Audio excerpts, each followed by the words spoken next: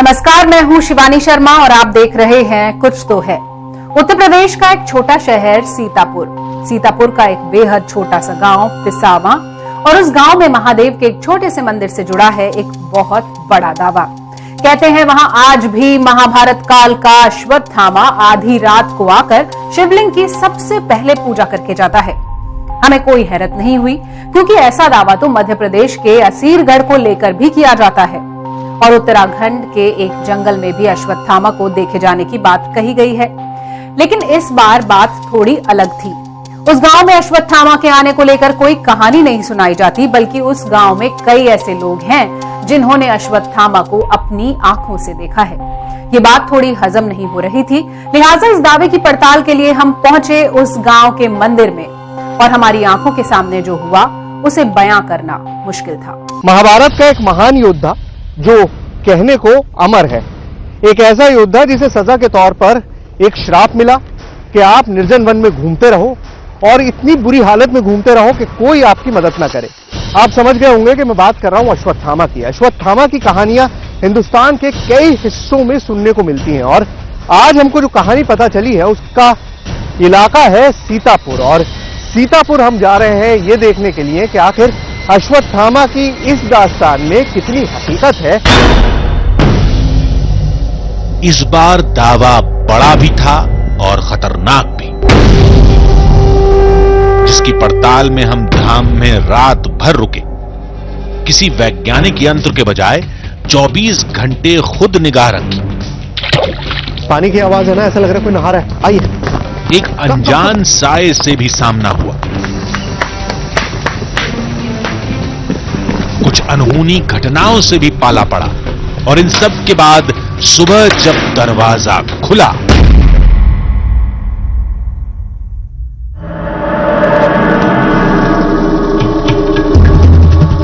इससे आगे जानने के लिए आपको कहानी शुरू से देखनी होगी, यानी सीतापुर के सफर की शुरुआत से। लेकिन हमारी मंजिल सीतापुर नहीं बल्कि पिसावा गांव था, जहां महादेव के एक मंदिर में अश्वत्थामा के आने का दावा किया जाता है। उस जगह से खौफ की एक नहीं कई कहानियां जुड़ती हैं। गांव में पहुंचकर हमने सबसे पहले उस स्थानीय पत्रकार से मुलाकात की जिसकी खबर हमें यहां तक खींच लाई थी।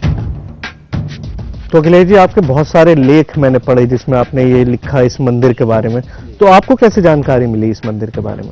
ये सर हम क्षेत्रीय हैं, तो हमको तो ये शुरू से पता है। जब से हम जानकार हुए हैं तब से लोगों को हम लोग का सबको पता ही है कि वहाँ पे कोई देवी शक्ति आती है, पहले मूर्ति पूजा करती है, उसके सामने कोई और नहीं लगा सकता है। तो आप तो खुद पत्रकार हैं जी और सारा कुछ इन्फॉर्मेशन रखते हैं, तो आपको नहीं लगता कि ये बात मतलब अश्वत्थामा अब इस जमाने में कहाँ होगा? हमारे यहाँ एक पंडित जी थे विष्णुदत्त जी, वो पंडित जी वहाँ पढ़ते थे और योग्य पंडित थे। उन्होंने कहा कि हम पहले मूर्ति पूजेंगे, लेकिन वो नहाए तो पता चला कि वहाँ पे उनके पहले कोई नहाने लगा। तो जब वहाँ मंदिर पहुंचे तो मूर्ति पूजी हुई मिली और फिर उनको उठा के कोई किसी ने फेंक दिया या हवा लगी या किस तरह मतलब वहाँ गिर गए, तो उससे अपांगता हो गए, विकलांग हो गए और उसके बाद करीब 25-30 साल पूर्व उनकी मृत्यु हो गई।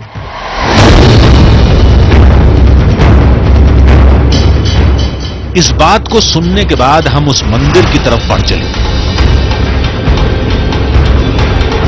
और कुछ ही मिनट बाद हम महादेव के उस मंदिर में थे। शिवाय नमः, शिवाय नमः, शिवाय नमः, ओम नमः शिवाय। ये धाम उतना पुराना नहीं था जितना पुराना दावा इससे जुड़ा है।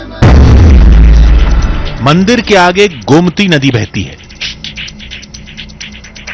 और पीछे जंगल है जो बहुत घना तो नहीं है, लेकिन रात में यहां से जंगली जानवरों की आवाज जरूर सुनाई देती है। ये मंदिर यहां कब से है, किसने बनाया, किसी को कुछ नहीं पता। सब यही कहते हैं कि यहां जो कुछ भी है सब अश्वत्थामा का है। यहाँ मतलब हमारे यहाँ कहते हैं, पूर्वज लोग बता रहे हैं, कह रहे हैं कि इसकी स्थापना अश्वत्थामा ने की थी। आज भी इसकी पूजा अर्चना जो भी करते हैं वो अश्वत्थामा ही आके अपनी पूजा करते हैं। आज तक किसी ने ये नहीं देखा है कि कब किया है, कहाँ किसने की है, किस समय की है, ये आज तक किसी ने नहीं देखा है। मंदिर का इलाका सुनसान था। पूजा करने वाले भी गिने चुने थे, लेकिन जितने भी थे सबकी जुबान पर 5000 साल पुराने महाभारत के उस किरदार का ही नाम था। आप शाम को मंदिर साफ कर दीजिए, साफ करके उसको बंद कर दीजिए, और अगर आप कह दें कि मैं सुबह पूजा करूंगा तो आपको उस पर फूल पत्ती चढ़े हुए मिलेंगे।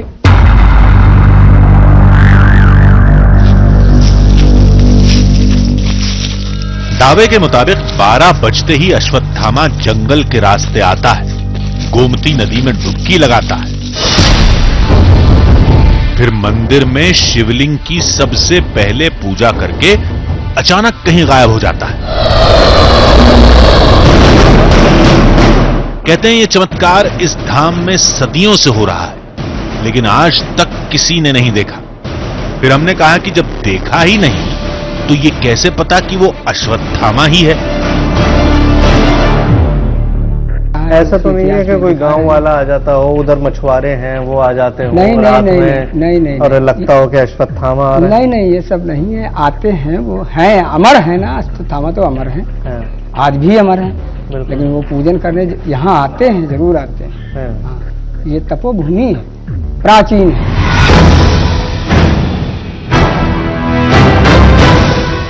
ये मंदिर प्राचीन है, इसकी गवाही तो ये शिवलिंग भी देते हैं जो काफी जीर्ण अवस्था में है। लेकिन केवल इसी के दम पर इस मंदिर को, इस जगह को महाभारत काल से कैसे जोड़ा जा सकता है? इन सब के बीच एक बात ऐसी है जो इस मंदिर और इस जगह को किसी चमत्कार से जोड़ने में अहम किरदार निभाती है, और वो है मंदिर के सामने बहने वाली गोमती नदी।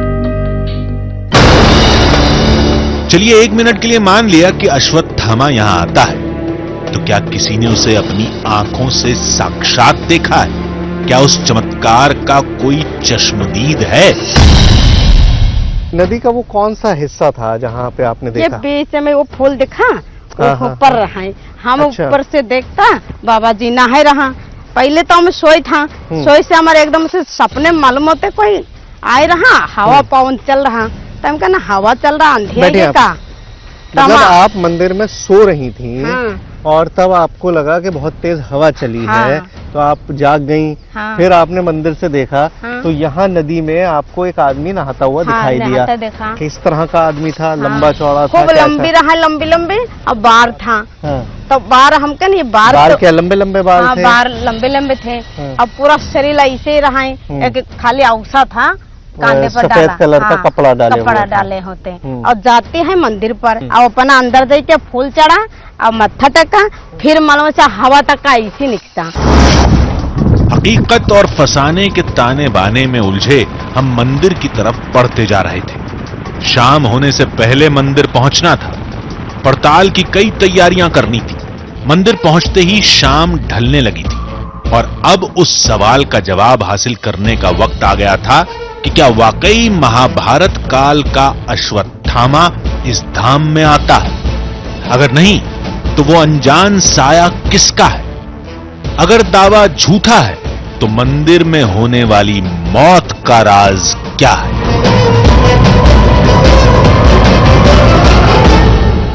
इस बार हमने पड़ताल को कुछ अलग अंदाज से करने का फैसला किया, जिसमें किसी वैज्ञानिक यंत्र के लिए कोई जगह नहीं थी। हमने सोचा कि अब जो भी होगा आमने सामने होगा। इस बार गर्भगृह में कोई गोप्रो कैमरा नहीं लगेगा। रात भर निगरानी करने का जिम्मा हमने खुद उठाया। मान्यता के मुताबिक अश्वत्थामा को बुलाने का एक ग्रामीण से आह्वान किया गया। रात भर रुके रहे, हर हलचल पर कड़ी निगाह रखी। फिर आधी रात को मंदिर में कुछ ऐसी हलचल हुई जिसने सब कुछ उथल पुथल कर दिया, और जब सब शांत हुआ तो चमत्कार की हकीकत सामने थी। कुछ देर में अंधेरा होने वाला था। उससे पहले हमने 2 बातों पर बेहद गौर किया। पहला, धाम के पीछे का जंगल।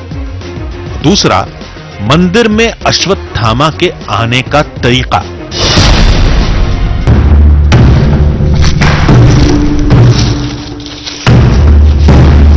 गांव वालों के मुताबिक अश्वत्थामा कभी कभी जंगल की तरफ से भी आता है। मान्यता के मुताबिक अब हमें एक ऐसे शख्स की जरूरत थी जो अश्वत्थामा को चुनौती देते हुए उससे पहले पूजा करने की होड़ लगाए, यानी गांव वालों की भाषा में अश्वत्थामा का आह्वान करे। विष्णु जी, जी आप ये होड़ लगाने के लिए, ये चैलेंज देने के लिए तैयार हैं? सर, अगर आप कहते हैं तो तैयार हो जाता हूँ, लेकिन अश्वत्थामा आते हैं ये तो सुना है, और बाकी आपके कहने से पहले तैयार हो जाऊं, बाकी अंदर से मन नहीं करता है। क्यों? डर सा लगता है। रात होते ही मंदिर का इलाका अंधेरे में डूब गया।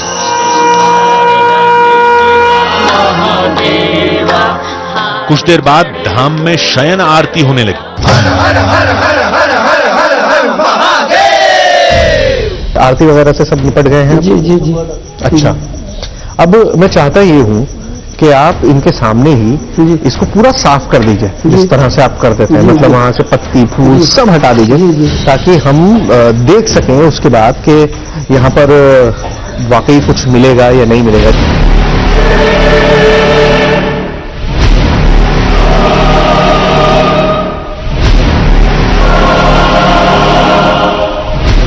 गर्भगृह को पूरी तरह से साफ करने के बाद दरवाजा बाहर से बंद कर दिया गया।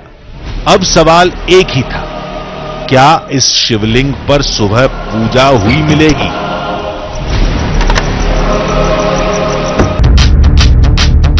पुजारी के जाने के बाद हम काम में जुट गए। विष्णु जंगल वाले रास्ते की निगरानी करने बैठ गए और हमने नदी वाले रास्ते पर मोर्चा संभाल लिया। तीसरा शख्स कोई नहीं था, लिहाजा हम बारी बारी से गर्भगृह के चक्कर भी लगा रहे थे।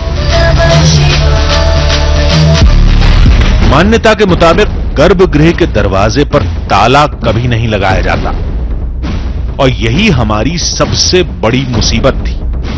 हमें नदी की तरफ भी निगरानी करनी थी और गर्भगृह की पहरेदारी भी। साथ ही मंदिर के अंदर भी देखना था कि कहीं कोई छुपकर तो नहीं बैठा।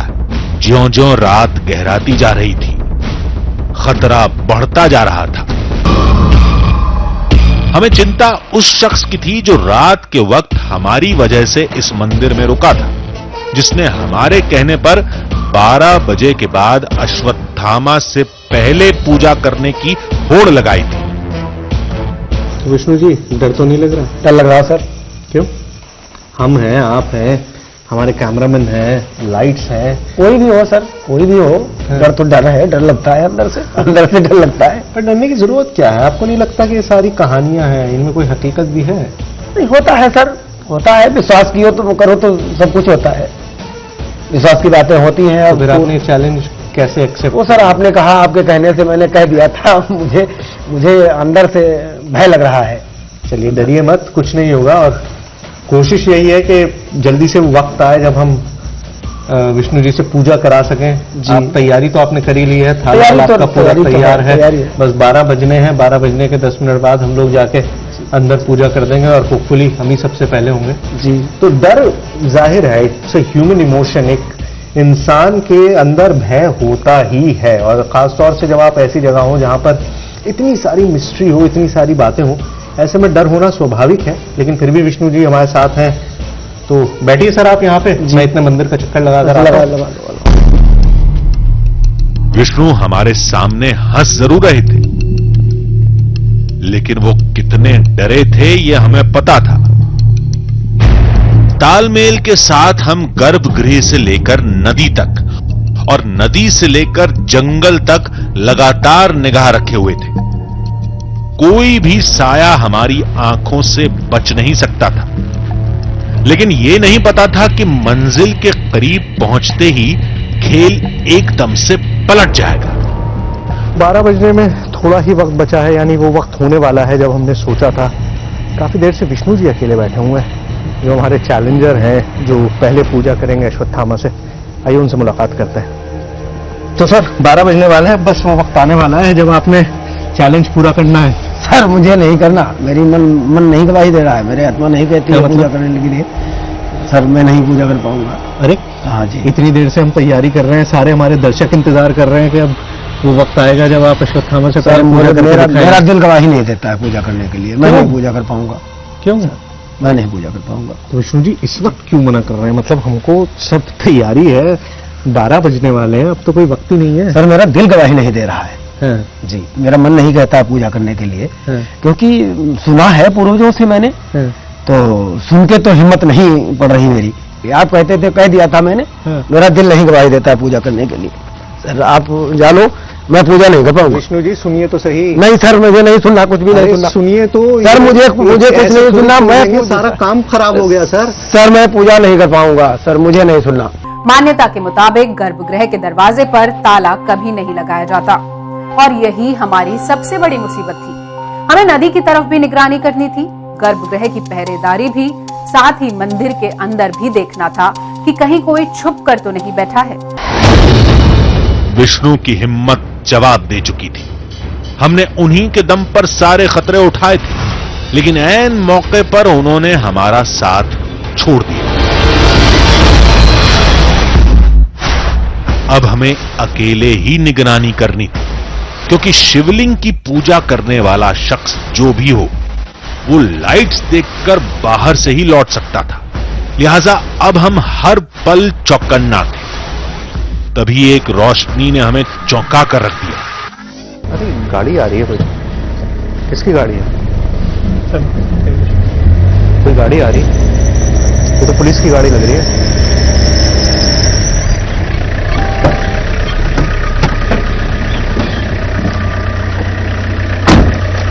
नमस्ते। कैसे? सर सुहेल नाम है, दिल्ली से, न्यूज़ 18 से हम लोग यहाँ शूटिंग कर रहे हैं। जी जी जी। फिर उस पुलिस अधिकारी ने खतरे से आगाह करते हुए मंदिर छोड़ने की सलाह दे डाली। तो आपका हो गया होगा कार्यक्रम, तो आप यहाँ से जो है करके अपना निकल लीजिए। हाँ बस सर थोड़ा सा, यहाँ बहुत अच्छी जगह नहीं, यहाँ पे पड़ोस में नदी है, उधर ये आपका हरदोई जनपद पड़ता है, पूरा जंगल इलाका है, यहाँ पे जंगली जानवर भी घूमते रहते हैं। बस सर थोड़ा सा बचा हुआ, उसके बाद हम करके निकल जाएंगे। धन्यवाद आपका सर। रात गहराती जा रही थी, वक्त करीब आता जा रहा था, 12 बजने वाले थे और गांव वालों की माने तो इसी समय से मंदिर में हलचल शुरू हो जाती है। लिहाजा हम पूरी तरह चौकन्ने थे। हम अपने खास कैमरे को तैयार करने में जुटे थे, अचानक तभी आवाज आ रही है पानी की। आपको सुनाई दे रही है? पानी की आवाज है ना, ऐसा लग रहा है कोई नहा रहा है। आइए, कम कम कम।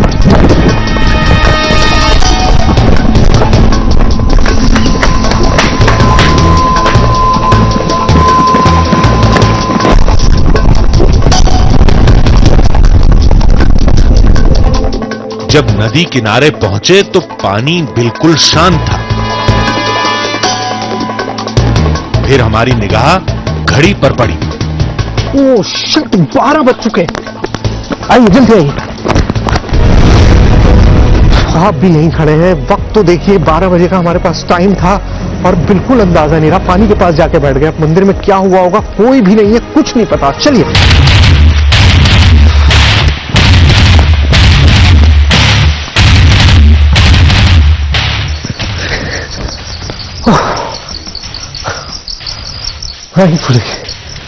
दरवाजा बंद है। देखिए 12 बजे से पहले पानी में आवाज आई, हम वहां चले गए पानी के पास। पिछले 15-20 मिनट से मुझे वक्त का एहसास ही नहीं रहा और मैं वहीं बैठा रहा। और जब मेरी घड़ी पे नजर पड़ी तो 12:15 हो चुके थे। अब हमने फैसला किया था कि हम 12 बजते ही यहाँ पर आएंगे और देखेंगे कि पूजा हुई है या नहीं हुई है। दरवाजा बंद है, इसका मतलब सब कुछ वैसा ही है जैसा हम छोड़ के गए थे, लेकिन फिर भी एक बार क्रॉस चेक कर लेते हैं।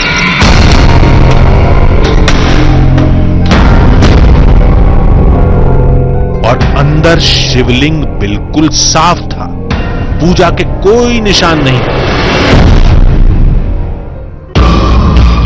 दावा तो था कि अश्वत्थामा रोज रात में यहां आता है और 12 बजे के बाद सबसे पहले पूजा करता है।